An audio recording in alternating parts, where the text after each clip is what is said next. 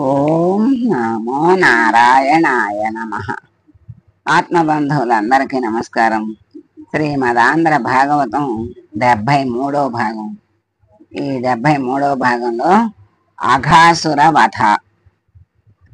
అది పరమాత్మ ఈ అఘాసురుణ్ణి ఎలా వధించాడో ఏంటో తెలుసుకుందాం. ఒకరోజు కృష్ణ పరమాత్మ పిల్లలందరితో కలిసి వెనక్కి ఇంటికి వెళ్ళిపోతున్నాడు. అంటే ఆయనకి ఒక ఊహ వచ్చింది. రేపటి రోజున మన అందరం కలిసి వనభోజనాలకు వెళదాం. రేపు పొద్దున్న మీరందరూ బయలుదేరేటప్పుడు చక్కగా చిక్కాలు పట్టుకుని అందులో మీకు ఇష్టమైన మధురమైన పదార్థాలు పట్టుకురండి. మన అందరం కలిసి వెళ్దాము. అరణ్యంలో మనందరం కలిసి కూర్చుని తెచ్చుకున్న చల్లులన్నీ ఆరగిద్దాము అన్నాడు. కృష్ణుడు పిల్లలకి ఎంత చెప్తే అంతే. ఆయన మాటే వీళ్ళకి వేదవాక్కు. ఆయన చెప్పటము వీళ్ళు ఆచరించడం, అదే వాళ్ళకి ఆనందం. అలా పిల్లలకి కృష్ణుడు ఏది చెప్తే అది చేస్తారు కదా. ఆ తెల్లారి వాళ్ళందరూ వనభోజనానికి బయలుదేరారు. వాళ్ళందరూ కూడా అనేక రకాల ఆటలకు సంబంధించిన పందాలు కూడా వేసుకుంటూ, హాస్యానికి ఒకరితో ఒకళ్ళు దెబ్బలాడుకుంటూ పశువుల వెంట సంతోషంగా అడవిలోకి వెళ్ళారు. కొలంలో నీళ్లలో పడి చేపల్లా ఈదేవాళ్ళు, కృష్ణుడితో ఆడుకునేవాళ్ళు, కోతులతో సమానంగా చెట్లు ఎక్కేవాళ్ళు. వాళ్ళు ఆడని ఆటలు అంటూ లేవు. పరమాత్మతో కలిసి ఆడుకుంటున్నారు. వాళ్ళ భాగ్యమే భాగ్యం. ఇలా ఆడుకుంటుంటే అక్కడికి దేవతలను కూడా భయపెట్టగలిగిన రక్కసుడు ఒకడు వచ్చాడు. వాడి పేరే అఘాసురుడు. అఘము అంటే పాపం. అతను ఎవరంటే బకాసురుని సోదరుడు. నా సోదరుడైన బకాసురుణ్ణి కృష్ణుడు నిర్జించాడు కనుక గోపాల బాలులందరికీ ప్రాణ సమానమైన వాడు కృష్ణుడు. ఈ కృష్ణుడిని చంపి తినేస్తాను అనుకున్నాడు ఈ అఘాసురుడు. వాడు వచ్చి కొండ చిలువ రూపంలో వచ్చాడు. దారికి అడ్డంగా పడుకున్నాడు. కొండ చిలువ వెంటాడి ఏ ప్రాణిని చంపదు.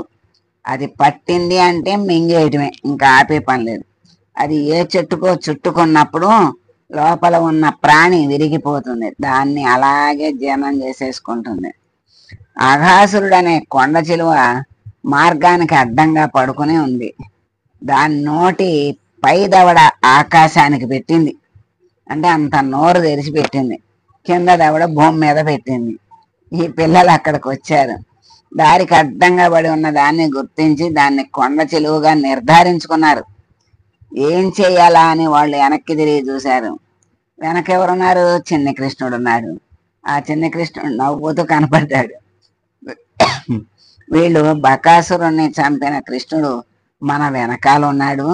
ఎదురుగా కొండ చిలువ ఉంటే మనకేంటి భయం, మనం వెళ్ళిపోదామని వాళ్ళు నవ్వుకుంటూ వాళ్ళ చిక్కాలు పట్టుకుని ఆవుల్ని, దూడల్ని, ఎద్దుల్ని అన్నిటినీ ఆ కొండ చిలువ నోట్లోకి తోలేసి వాళ్ళు కూడా అందులోకి వెళ్ళిపోయారు. అంటే ఆ ఆకాశానికి పై దవడ, భూమి మీద కింద దవడ అయితే మరి అన్నీ వెళ్ళిపోతాయిగా. మొత్తం అన్నీ వాళ్ళకి ఎంత ధైర్యమో చూడండి. ఆ కృష్ణ పరమాత్మ చిన్ని కృష్ణుడు మన వెనకాల ఉన్నాడు, మనకే భయం లేదని అంత నిర్భయంగా వాళ్ళు వెళ్ళిపోయారు. అదే ఉండవలసిన లక్షణం అసలు. ఆ కొండ చిలువ అఘాసురుడు అని కృష్ణుడికి తెలుసు. ధూర్త అఘాసురుడు అడ్డంగా పడుకున్నాడు. గోప బాలురందరూ నేనున్నానని గోసంపదతో సహా అఘాసురుడు నోటి లోపలికి వెళ్ళిపోయారు. నా కోసమే ఇంకా దవడల్ని ముయ్యలేదు అఘాసురుడు. కృష్ణుడి కోసం దవడల్ని ముయ్యలే. వాళ్ళని అందరినీ బ్రతికించడానికి నేను వెళ్ళాలి అని కృష్ణుడు అనుకున్నాడు. దాని నోటి దగ్గరకు వెళ్ళేసరికి వీళ్ళందరూ దాని కంఠం దగ్గరికి వెళ్ళిపోయారు. అది నాలుకను చుట్టి గబుక్కన మింగేసింది. వాళ్ళు కడుపులోకి వెళ్ళిపోయారు. లోపల ఉన్న విషజ్వాలలకి వాళ్ళు మరణించారు. కృష్ణుడు దాని కంఠం దగ్గరికి వెళ్ళగా కృష్ణుని కూడా మింగబోయింది. పైనున్న దవడను నొక్కింది. నొక్కేసరికి స్వామి నిటారుగా పెద్ద స్తంభంలాగా అయిపోయారు. అది నోటిని నొక్కేసరికి స్తంభం లాంటి పరమాత్మ శిరస్సు దాని దవడను పొడుచుకుని పైకి వచ్చింది. ఈయన తన శరీరాన్ని పెంచాడు. దానికి లోపలికి ఊపిరి పీలిస్తే వెళ్ళడం లేదు, గిలగిలా కొట్టుకుంది. అటు ఇటు తిరిగి అలా తిరిగి తిరిగి తిరుగుడు పడిపోయి గిలగిలా కొట్టుకుంటాంది. ఆ సమయంలో దాని కడుపులో ఉన్న మరణించిన వాళ్ళందరినీ కృష్ణుడు చూశాడు. అసుర సంధ్య వేళ అవుతోంది. నక్షత్రాలతో కలిసి ఆకాశంలో ప్రకాశిస్తున్న చంద్రబింబంలాగా కేవలం తన కన్నుల నుండి కారుణ్యామృత దృష్టిని చిన్ని కృష్ణుడు వాళ్ళ మీద ప్రసరింపచేశాడు. ఆయన కారుణ్యామృత దృష్టి పడగానే మరణించిన పిల్లలందరూ ఒక్కసారిగా జీవించారు. ఆవులు, దూడలు అన్నీ జీవించాయి. అన్నిటికీ ప్రాణం వచ్చి చక్కగా చలనం వచ్చినాయి. అందరూ ఆ కొండ చిలువ నోట్లో నుంచి యువతలకు వచ్చేశారు. బయటకు రాగానే వాళ్ళు ఒక అద్భుతాన్ని చూశారు. ఆ పాము కొస ప్రాణంతో కొట్టుకుంటోంది. చివరకు దాని ప్రాణం పోయింది. దానిలోంచి ఒక దివ్యమైన వెలుగు వెలువడి పైకి లేచి చిన్ని కృష్ణుడిలోకి వెళ్ళిపోయింది. దీంతో ఇంత పాపపు రక్కసుడు మోక్షాన్ని పొందాడు. కృష్ణుడి స్పర్శ చేత అతనికి ఉన్న పాపాలన్నీ విరిగిపోయాయి. అటు ప్రేమతో స్నేహితుల్లాగా మెలిగిన ఆ గోపబాలురు ప్రేమతో ఆయనకి దగ్గరయ్యి చక్కగా ఆయన ప్రేమను చూరగొంటున్నారు. రాక్షసుడై కూడా ఆయన స్పర్శతో ఆయన అనుగ్రహాన్ని పొందాడు, మోక్షాన్ని పొందాడు. అది మరి ఆయన స్పర్శ యొక్క గొప్పతనం. అది ఈ లీలలోని అంతరార్థం కూడా మనం తెలుసుకోవాలి. మరి ఏదైనా కథగా తెలుసుకుని వదిలేస్తే దానికి అసలైన ప్రయోజనం ఉండదు. మరి కథలో ఉన్నటువంటి రహస్యాన్ని, అంతరార్థాన్ని మనం తెలుసుకోవాలి. అఘాసురుడు ఒక పాపపు రక్కసుడు. పాపము అంటే ఏంటి? పాపం అంటేనే దుష్కర్మ, అంటే చెడ్డ పనే పాపం. పాపకర్మం నుండి దుఃఖం వస్తుంది. ఎప్పుడైనా చెడు చేస్తే దాని ఫలితం ఏంటంటే దుఃఖం, కష్టం. పాపకర్మ కొండ చెలువలాగా నోరు తెరుచుకుని మన దారిలోనే పడుకుంటుంది. ఆ పాపకర్మ మనమే దానిలోకి నడిచేటట్లుగా చేస్తుంది. అంటే మనల్ని అటు పక్కకి నడిపించి పాపకర్మలు చేయిస్తుంది. అది ఎప్పుడు తనంత తానుగా వచ్చి మింగదు. పాపకర్మ మిమ్మల్ని మింగలేదు. నేను పాపము చేయను అని మీరు అనుకుంటే పాపం మీ చేత చెడ్డ పనిని చేయించలేదు. అంటే అది పాపము అనేటువంటి పాప భీతి ఉండాలి.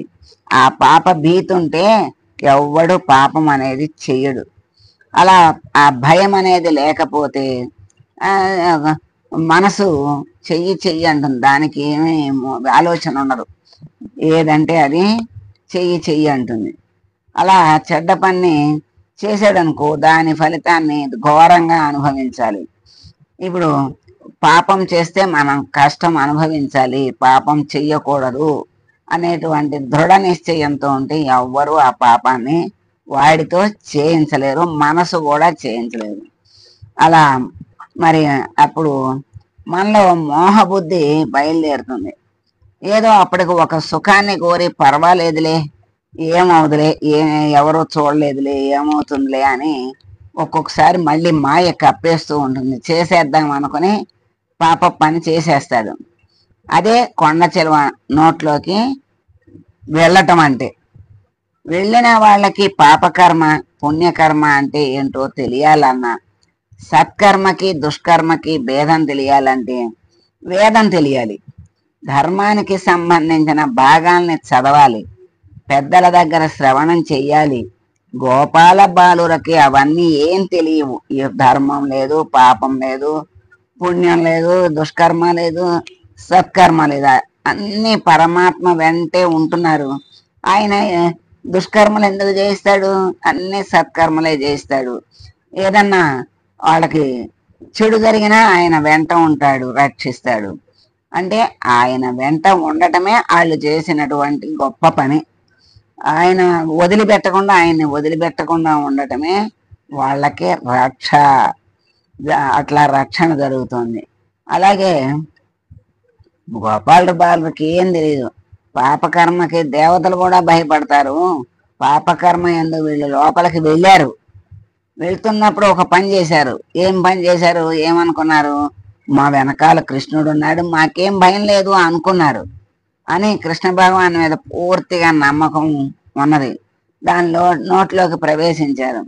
అలా చేయటం పాపమా పుణ్యమా అనేది కూడా వాళ్ళకి ఏం తెలియదు. పాపపు పనిని చేసి ఈశ్వరుడు చేయిస్తున్నాడని మాత్రం అనకూడదు. వాళ్ళేగా వెళ్ళింది, అదేమి కృష్ణుడు వెళ్ళమనలేదే. మరి వాళ్ళే వెళ్ళారు కనుక వెళ్ళారు. వెళ్ళినప్పుడు ఏం చేశారంటే కృష్ణుడు మన వెనక ఉన్నాడు అనుకోవటమే ఒక గొప్ప మంచి ఫలితానికి కారణమైంది. మరి పాపం చేస్తే ఆ పాప ఫలితాన్ని అనుభవించాల్సి ఉంటుంది కదా. అందుకే దాంట్లో వెళ్ళినాక చచ్చిపోయారు కదా. మరి ఆ మరణం వచ్చింది. వెళ్ళి ఆ పాప కర్మ వాళ్ళకు వాళ్ళు చేసినందుకు గాను మరణం వచ్చింది. కృష్ణుడు మన వెంట ఉన్నాడు అనుకున్నందుకు గాను మళ్ళా ప్రాణం వచ్చింది. అంటే దేని ఫలితం దానికి వాళ్ళు అనుభవించారు. పరమాత్మ దగ్గర ఉన్న ఆ పాపకర్మ ఫలం వాళ్ళు అనుభవించారు. తర్వాత పరమాత్మ మీద ఉన్న నమ్మకంతో మళ్ళీ పుణ్యఫలాన్ని అనుభవించారు అన్నమాట. అందుకని మరి ఆ పాప ఫలితాన్ని కూడా అనుభవించాల్సి ఉంటుంది. అందుకే శాస్త్రం మరణం వలన మరణం పాపం వలన వస్తుంది చెప్తోంది. పాపమే మరణాన్ని ఇస్తుంది. చేసిన పాపం భయంకరమైనదైతే అకాల మృత్యువు ఇవ్వబడుతుంది. పుణ్యం చేసిన వాడికి కూడా మృత్యు వస్తుంది, కానీ అనాయాస మరణం వస్తుంది. మనం పూజ చేసినప్పుడు, దేవాలయానికి వెళ్ళినప్పుడు, పుణ్యనది స్నానం చేసినప్పుడు అనాయాసైన మరణం, వినాదైన్యైన జీవితం, ఈ రెండిటిని అడగాలి. చేసిన పాపాన్ని అనుభవంలోకి ఈశ్వరుడు వృద్ధాప్యం నందు తెస్తాడు. ప్రతి జీవికి మరణం తప్పదు, తథ్యం. చనిపోయేటప్పుడు పువ్వులా వెళ్ళిపోవాలి. అందుకే చేసిన పాప పుణ్యాలు మృత్యువు సమయం నందు తెలుస్తాయి అని పెద్దలు చెప్తూ ఉంటారు. వెనకాల ఈశ్వరుడు ఉన్నాడని నమ్మి ప్రవర్తించగలిగితే చాలు. చేస్తున్న ప్రతి సత్కర్మ ఈశ్వరుడు చేయిస్తున్నాడు అనుకోవాలి. ఒకవేళ ఎప్పుడైనా తప్పు చేస్తే దేవుడు ముందు అంగీకరించి ఆ తప్పుకి భగవంతుని క్షమాపణ అడగాలి. అప్పుడు తప్పులు చేయటం అనేదే ఉండదు. దీనికి ముందు భగవంతుడి పట్ల విశ్వాసం ఉండాలి. ఆయన చూస్తున్నాడన్న భయం మనసులో ఉండిపోతుంది. అందుకే భయం భక్తి ఉండాలి. భయము భక్తి ఉంటే చెడు జోలికి వెళ్ళడు అంటారు. భయం అంటే పాపం అంటే భయం ఉండాలి, భగవంతుడంటే భక్తి ఉండాలి. ఈ రెండు ఉన్నప్పుడు పాపపు జోలికి వెళ్ళడు వాడు. అలా అఘాసుర వధ ఘట్టంలో గోపబాలులను ఈశ్వరుడు రక్షించగలిగాడు. ఇది పరమోత్కృష్టమైన మరి కథ. ఇది మనందరికీ కూడా చిరస్మరణీయమై నిత్యస్మరణీయమై ప్రతిరోజు భగవంతుని యందు పూనికను పెంచి ఈశ్వరుడు మనలను అనుగ్రహించగలిగిన స్థితిని ఆవిష్కరిస్తుంది. ఇది అఘాసుర వధ. అఘాసురుడు అంటే ఏమిటి? అఘాసురుడు ఏం చేయిస్తాడు? మరి గోపబాలురు ఎలా అఘాసురుడు నోట్లోకి వెళ్ళారు? మళ్ళీ వెళ్ళిన తర్వాత ఏమయ్యారు? మళ్ళీ ఎలా రక్షింపబడ్డారు? ఇవన్నీ కూడా ఈ కృష్ణ లీలల్లో అఘాసుర వధ రూపంలో మనకి చక్కగా తెలియజేశారు. పరమాత్మని మరి అర్జునుడు కృష్ణుణ్ణి వెనక పెట్టుకున్నాడు, ఆయన దారి చూపించి నడిపించాడు రథాన్ని. గోపబాలురు కూడా మన వెనక కృష్ణుడు ఉన్నాడు, మనల్ని కాపాడతాడు అనేటువంటి నమ్మకంతో వాళ్ళు కృష్ణుడి వెంటే ఉంటూ, కృష్ణుడి మాటలను వింటూ, వాళ్ళకి ఏ సమస్య వచ్చినా కృష్ణుడికి చెప్తూ, ఆ కృష్ణుని మాట వేదంలాగా పాటిస్తూ వాళ్ళందరూ కూడా మరి ఆ కృష్ణ పరమాత్మ రక్షణలో ఆనందంగా హాయిగా ఆయనతో ఆడుకుంటూ ఉండేటువంటి భాగ్యం వాళ్ళకి కలిగిందంటే ఎంత భాగ్యమో, ఎంత భాగ్యవంతులో వాళ్ళు. సర్వం శ్రీకృష్ణార్పణమస్తు. సర్వే జనా సుఖినో భవంతు.